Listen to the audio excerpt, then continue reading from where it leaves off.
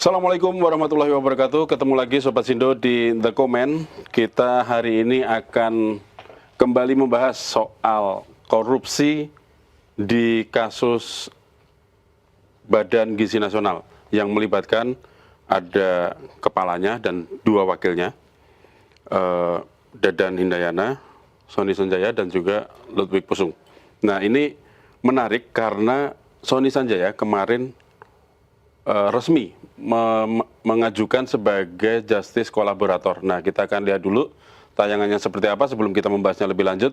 Kita lihat dulu tayangannya.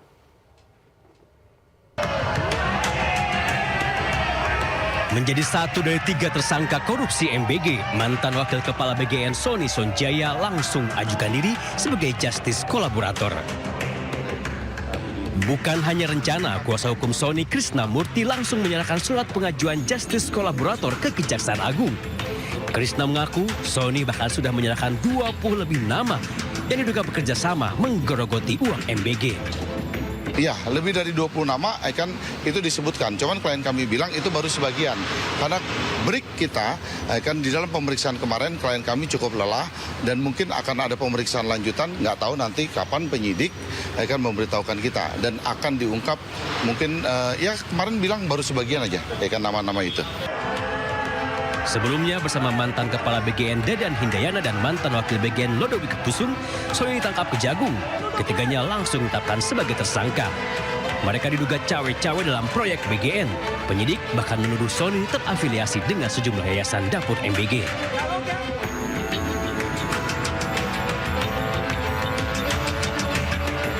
Yang menarik, beberapa saat sebelum mengenakan rompi oranye, Purnawirawan polisi berpangkat Inspektur Jenderal itu bahkan sempat mengunggah selembar surat yang ia tujukan kepada Kepala BGN baru Nanik Sudaryati Daeng.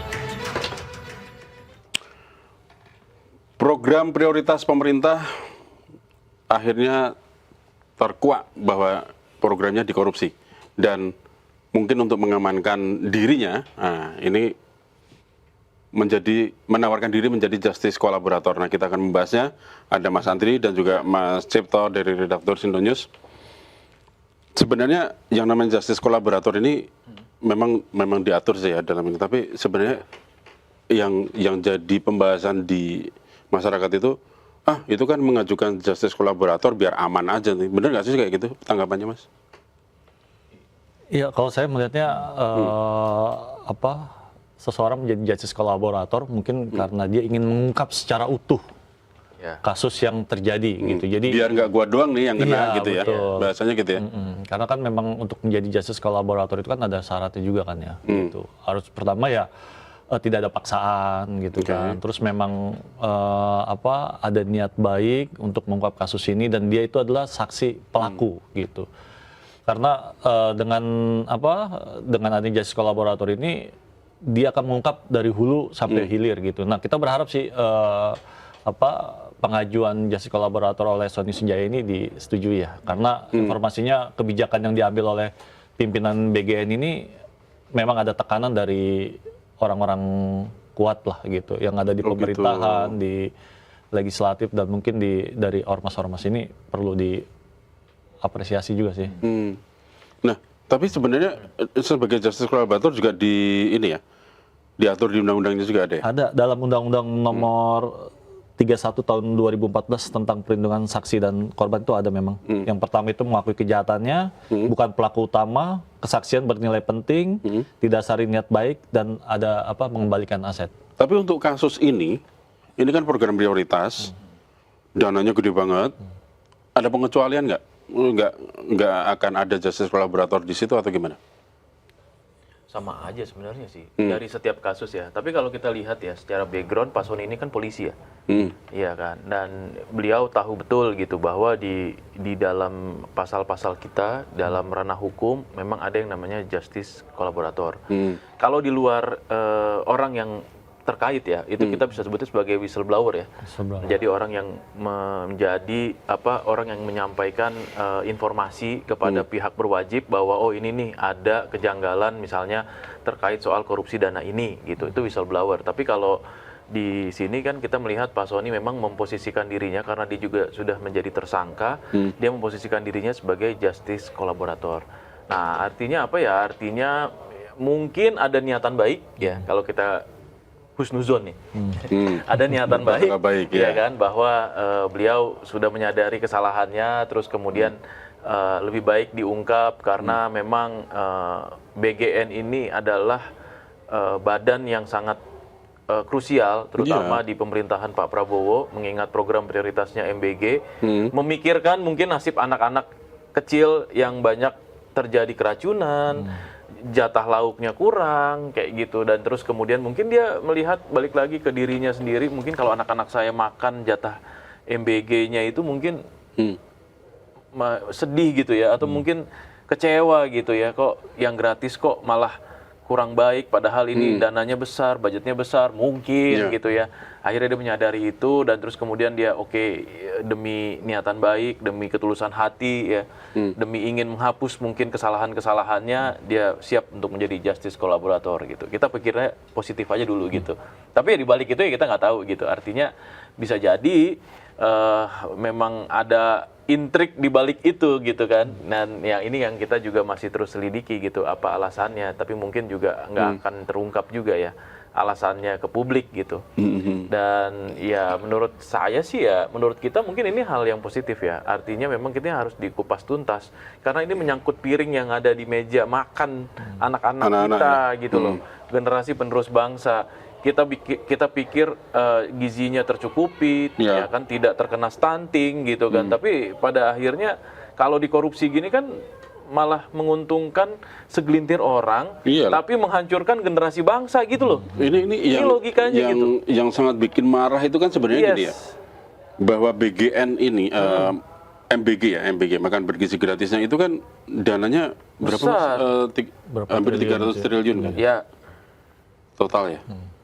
Sehari itu kan sekitar 1 triliunan kan? Iya, kurang jadi lebih segitu. Hampir semua kementerian itu dananya dipangkas untuk masuk ke situ loh. Iya. Iya kan? Betul. Nah, terus tahu-tahu di situ ada rampok yang nunggu di tikungan kan gitu kan posisinya. Iya. Ini yang bikin marah kan itu kan sebenarnya. Betul. Dan bancakan ini Dan bancakannya ya posisinya pas itu loh. gitu loh yang benar-benar ya kalau kemarin dilihat backgroundnya yang disampaikan oleh Kejagung seperti apa Mas? Mereka itu melakukan markup ya? Iya, markupnya itu ada di mana jatuh titiknya? Ada dari yayasan, pengadaan SPG kan ya? Terus apalagi gitu kan? Yang pengadaan sepeda motor listrik itu kan? Yang sampai sepeda motor listrik 1,3 triliun. 1,03 triliun. Terus 32.000 pasang sepatu juga ya. Terus semir sepatu 31.994 unit tablet sampai 5.400 unit televisi 75 inch. Coba. Nah, hampir semua item di. Iya maksudnya itu apa hubungannya memakan gitu? Iya kan? Nggak ada sama sekali loh, ya kan? Sekarang kalau kita lihat ya kan, banyak kejanggalan-kejanggalan juga dari dari pengadaan barang ya, kebutuhan yang sebenarnya itu tidak jadi prioritas mestinya, kayak motor listrik gitu. Lah kalau di daerah 3T apakah aman menggunakan motor listrik gitu? Sementara gitu, listriknya juga biarpet gitu. Ya kan, kadang ada kadang enggak gitu kan. Nah, ya ini memang akhirnya terungkap, dan ini mungkin keresahan publik yang cukup lama ya. Keresahan publik yang kita nunggu nih gitu. Sejauh apa sih hukum kita bisa membuka atau menguak tabir dari korupsi yang terjadi di badan ini gitu. Dan ya dengan ketertangkapnya 3 orang tersangka ini ya mungkin itu jadi jalan ya. Dan Pak Sony menjadi justice kolaborator itu menjadi sebuah momentum sebenarnya gitu. Ya harus diungkap tuh siapa aja tuh. Ya kan, dari 20 nama itu baru sebagian katanya. Baru sebagian. Itu yang harus jadi catatan. Itu siapa aja nama-namanya. Bentar. Kemarin memang menyebut 20 ada sekitar lebih dari 20 nama ya, makanya. Lebih dari 20 nama. Memang belum disebut, bahkan inisial pun juga belum kan. Iya. Nah, ada bocoran-bocoran ya kita abaikan dulu ya, tapi lebih dari 20 itu banyak loh ya. Banyak sekali. Dan itu kebanyakan ada yang dari pemerintahan kan.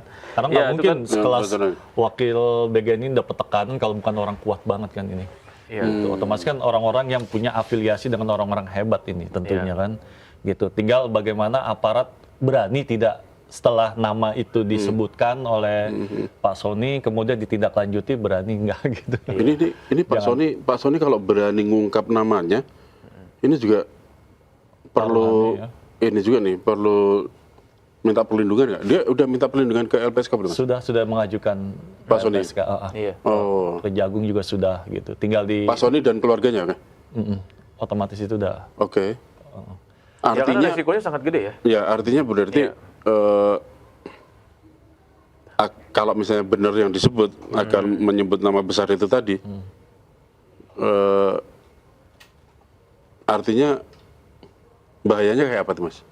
Ancamannya kayak apa kira-kira? Bisa macam-macam ya ancamannya ya, karena kan ini menyangkut nama-nama yang mungkin ini mungkin udah tersebar di lini medsos atau apa gitu ya, tetapi ini kan kita tidak bisa konfirmasi lebih lanjut ya, jadi tidak bisa terverifikasi juga dengan jelas gitu. Ya. Kita juga belum berani menyebutkan nama-namanya gitu, tapi kalau dilihat ya ini cukup punya power ya. Iya, cukup punya power dan ya kita nggak tahu nanti nih gitu, apakah memang dia sudah lahir batin berani kan untuk menjadi martir ya. Kita salut sama Pak Sony sih kalau misalnya memang berani gitu. Paling enggak Ya ya kan, paling enggak kesalahannya dia kalau misalnya dia melakukan kesalahan gitu ya, karena masih status tersangka, kita azas praduga tak bersalah dulu lah, ya kan. Tapi menariknya adalah kalau sebenarnya dia berani Pak Sony, berarti, ya iya kan. harusnya ini yang banyak komentar-komentarnya di beritanya itu, harusnya ngomongnya dari kemarin dong, bukannya jangan udah jadi tersangka baru membongkar. Coba tanggapannya gimana? Nah ini menarik nih. Ya ini emang ya, iya. berat juga sih ya. Jadi posisinya ya harusnya kalau memang beliau kan sebagai ya unsur pimpinan ya kan, meskipun posisinya wakil bukan tertinggi. Betul. Sebagai unsur pimpinan ya kalau memang tahu ada yang nggak beres, tahu ada yang ini, harusnya speak up nggak sih kayak gitu? Kalau harusnya kita harusnya bicara moral nih posisinya. Kalau bicara moral iya, tapi kalau bicara tentang tekanan, mungkin dia berpikir panjang ya soal keselamatan atau apapun gitu kan bisa jadi ya. Ya akhirnya ngikut gitu ya kan. Ya, tetapi kan yang jadi persoalan di sini kok setelah ketangkep kan gitu ya. Setelah ketangkep kok baru bicara gitu. Nah iya tapi emang ya disitulah memang sifat manusia ya. Begitu udah ketahuan baru ngaku kan gitu ya. Jangan gua doang dong. Nah, gitu kan, jangan bahasanya sendirian kan gitu dong, ya. kan. Komentar-komentarnya pada gini nih. Sebelum ketangkap masih bisa menikmati bareng. Nah, ini. Ada indikasi begitu berarti. Ya, yang saya baca malah di sini sebenarnya masyarakat jadi agak nggak percaya juga jadinya gitu loh, dengan misalnya nanti siapapun yang akan disebut oleh Pak Sony gitu ya. Jadi jangan-jangan ini omong-omong doang nih ngomongin si nama-nama ini disebut itu gitu loh. Ya namanya juga orang sakit hati jadi tersangka gitu kan posisinya kan. Gimana Mas? Iya, dan itu baru akan disebut nanti di pengadilan ya, setelah prosesnya panjang itu. Proses yang panjang dulu. Di pengadilan baru dia berani menyebut nama-nama itu ya. Iya. Tapi kalau dilihat kan Pak Sony ini kan teman sangkatan sama Kapolri ya, angkatan 91 Akpol ya. Terus sama-sama di Barreskrim juga kan. Sama Pak Listio nih. Iya, sama Pak Listio Sigit. Ya mudah-mudahan saja lah. Gitu. Kita berharap Pak Sony betul-betul berani mengungkap siapa dalang semua ini dari hulu sampai hilir, sehingga nanti kebijakan program prioritas lain kayak Koperasi Desa Merah Putih juga kan melibatkan anggaran besar juga ya. Mudah-mudahan juga itu nggak ada lah seperti yang terjadi di mudah-mudahan gitu. Sebelum terjadi sebelum terjadi tipikornya, sebelum tindak pidana korupsinya ya harusnya sudah bisa dicegah duluan gitu.